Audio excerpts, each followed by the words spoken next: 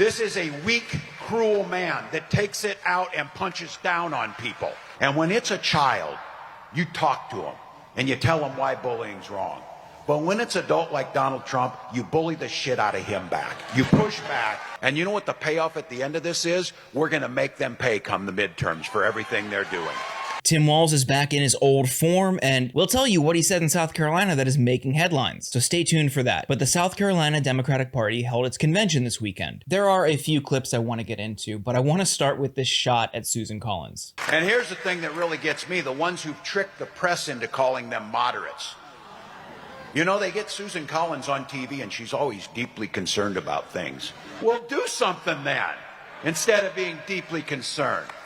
Because there's nothing moderate about caving to Donald Trump every single time he asks.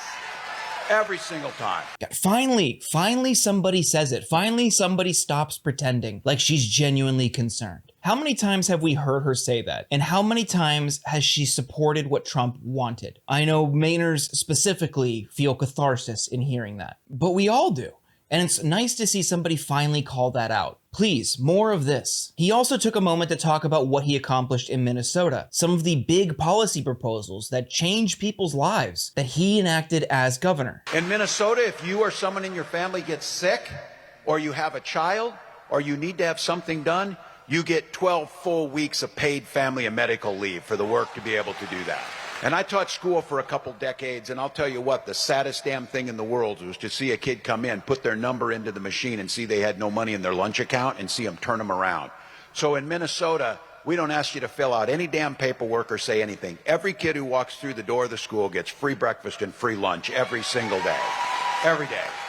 And we're damn tired of corporations having all the decisions about this, so we expanded the nation's largest and most aggressive expansion of labor rights and union organizing in the country. So you get a tax credit, your kids can go to school in a good school with teachers being paid a fair wage and eat a fair meal. You can get health care coverage. If you get sick, you get paid family and medical leave. Your kids don't get shot dead in the classrooms, and as they shouldn't.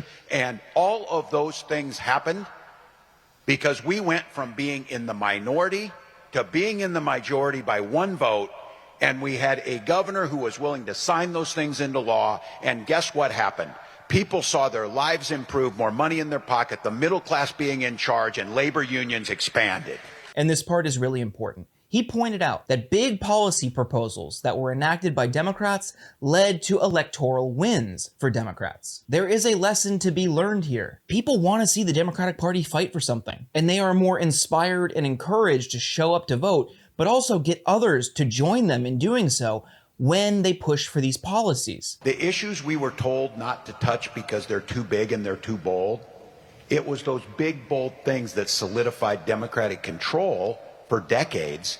It was those big, bold ideas that let us win elections. But that was the means to the end. It was those big, bold ideas that were enacted by the Democratic Party that improved the lives of millions of Americans. And guess what? If you do those things, they'll vote for you the next time. When we get back and win that election in 28, we damn sure better not say, you know, I think we're going to tweak some of these things around health care to make it easier for you to talk to your insurance companies. Really, you think you better maybe deal with that? You think maybe we better be bold? You think maybe we better make real changes in people's lives? Because here's the deal. I think it's unconstitutional, and the courts will determine if it's illegal. But what Trump learned from his first term to this one is, if you say you're going to get things done and actually do it, even if it's not the right thing, people still give you credit for getting something done. They give you credit for doing it. Now, it's destructive as hell on their side. Think how powerful a tool that will be if we move with the same speed that he's moving to give everybody health care. He also took a moment to talk about how Donald Trump and the right have made inroads with young men. I saw recently that apparently the Democrats got together and hired a bunch of people to discuss how we could best message to people, how we could come up with, calibrate our words that we're using. That's how we got into this damn mess. My son says, Dad, most of them don't know about the policies and stuff, and if they do, they probably agree with you. They just think the other side, it's cooler to belong to this. They just think it sounds tough to belong to this, or they feel like you're at least going to them and talking to them instead of having people they don't know up there with you. This part resonated with me because I've been thinking a lot about this. This isn't to knock some of the efforts that some people are making to reach out to young men and pull them back. We have to acknowledge that the infrastructure on the right is vast and expansive, and algorithmic-driven platforms like this one have pushed young men right, feeding them extremist content. Part of what we're trying to do here is talk to them, meet them where they're at, and remind them that a better future is possible without excluding people. We can build a better tomorrow with everybody included. And on that front, if you could like this video and subscribe, we'd greatly appreciate it. But Tim Walz throwing his hat into a national conversation around the Joe Rogan of the left, or how do we win young people back, I think is important because he is a good messenger. In a society where we have become more divided, less personal, where people look down at their phones and text, and I'm not dogging on technology, but I'm saying I think it's made us more isolated. I think it's made people lonelier. I think that's especially true with a lot of men.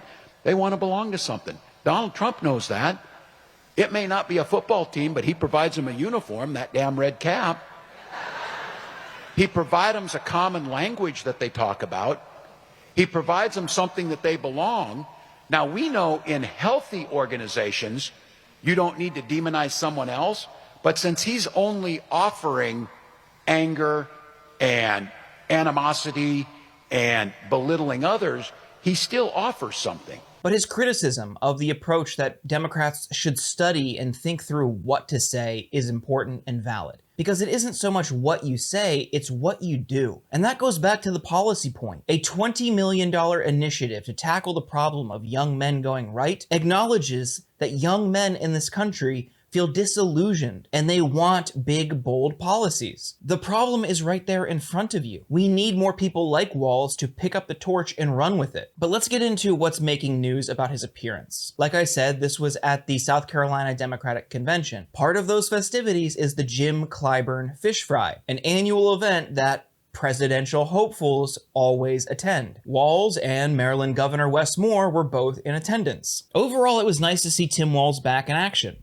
We need more of this. So will Tim Walz run for president? Leave a comment below. What do you think? Do you want to see a President Walz? Thank you so much for watching. If you enjoyed this video, please give it a thumbs up and subscribe to the channel. Can't thank you enough.